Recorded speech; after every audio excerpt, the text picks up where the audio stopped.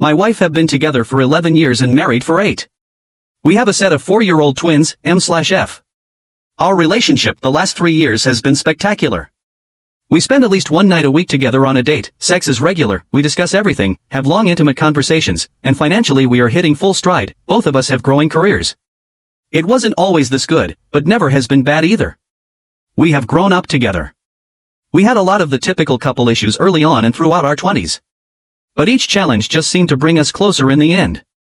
That's what makes what I found out 2 days ago so much more devastating. My wife has been cheating on me. Every June, my wife and her best friend, Scarlett, take a girls' trip. It's been a tradition they've done since they were 18. It's nothing crazy, they usually just pick a nearby touristy town and spend the weekend shopping, or laying by a pool, or doing spa treatments. Nothing too over the top. She has this year's trip already booked and it's in just a couple of weeks. The other day, I was looking at our bank account app, and it wanted some mandatory info verification for privacy's sake. I clicked the button and it went into 2-step authorization. Clicked OK and it said it had to send me a code via text, but it's my wife's phone tied to the account. I begrudgingly got up and went and found her phone. I would normally ask but she was napping and I didn't want to wake her. I picked the phone up and hit for the code to unlock since it obviously wasn't going to recognize my face. I know the PIN, it's the same thing she uses for everything. Once unlocked she has Snapchat open, and there's a message from her BFF in the chat. It says, "Are you really going to go through with it?" A sense of dread washed over me. I really had no reason to feel this way, but something about the question just felt so off. I thought hard about how my wife would respond, and typed back, "Why wouldn't I?" Scarlett responded, "I'm just saying, 2 guys at once is pretty intense." My heart dropped, I couldn't believe what I was seeing. Knowing I couldn't keep the charade up I stopped responding and began looking through the snaps. There were 2 guys I vaguely recognized as being from my wife's past. Unfortunately, so when I clicked on them there was nothing there. I went into her phone deeper. Nothing in her texts or email. I looked through a oddly named folder and in it is WhatsApp. Here are the messages I was looking for.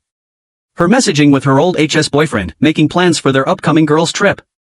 No smoking gun, no sexts or pics, but definitely flirty. Definitely making plans to meet at the hotel, and definitely planning on him bringing his college roommate, who was also my wife's second boyfriend. I couldn't believe she would do this. I was also wondering how long this has been going on. There are not a lot of messages. But I could tell that this won't be the first time Donald has joined her on the girls' trip. I knew since Scarlett would figure out that I sent that last response, I had to confront my wife when she awoke. When she finally awoke, some grueling 45 minutes later, she immediately picked up her phone. She didn't even notice me sitting in the chair in the corner of our room. After looking at her snaps, and sending a few back to Scarlett, she finally put 2 and 2 together and realized I had been on her phone. She looked over and finally noticed my presence. Her first words, said in a very aggravated tone, were, "Did you go through my phone?" Before I could even get a word out she starts laying into me about invasion of privacy.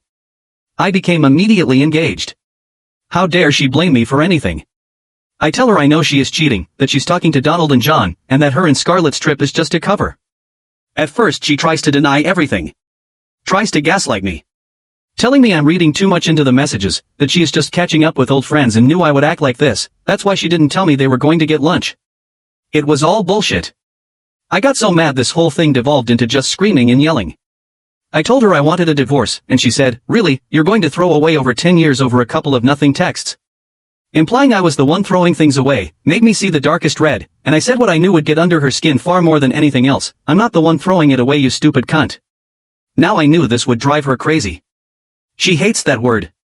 She even gets upset when TV characters say it. I've never seen her that mad, but it worked. She totally flipped and screamed at me that she does this for us. I was mind blown by that statement, but she wasn't done. I'm paraphrasing from memory, but basically she just ragingly started spouting off everything. "Why do you think our relationship gets better every fucking year? I deserve this. It's my free weekend, it lets me handle all the bullshit from the year, resets me. If you can't understand that, that's your problem. So fucking what if I'm crossing some lines? Are you not fucking happy? We have it great, and all it costs is me getting 1 weekend a year off." At this point she softened a little but kept a stern tone. "I get it, your pride is hurt, but it has nothing to do with you, this is for me. You can have a great life, I just need this once a year, and you need to make peace with that. We have a good thing going, don't fuck it up because you're mad now." I couldn't believe what I heard. I felt literally woozy in that moment. My chest tightened. This woman was out of her mind. I didn't say a word. I left the room, went to my car and headed for my brother's house. When I arrived I just texted my wife, I'm at Mickey's, please don't message me, I need time. I've been hanging out here for 2 days just under the guise of generic marital problems. She has texted me each morning asking me to come home and talk. I responded both times not yet. I don't know what to do, I've never been hurt so badly, or so callously. I love her, but this is too much. I plan to go back home tomorrow and try and sort this out. I don't see how we ever come back from this.